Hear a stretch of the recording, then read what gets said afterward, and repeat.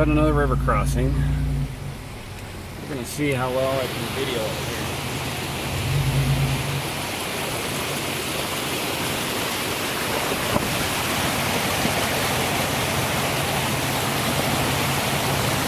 I think the best way to do it is to show the depth of the tires here.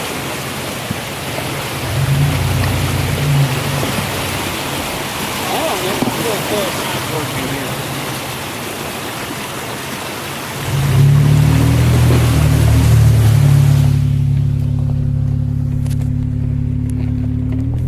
I know video never does it justice. There's a guy in front of us though with a Jeep and a Dodge. They're gonna try going up. I just came down the same way. So we'll see if they make it, because I know that one spot's tricky.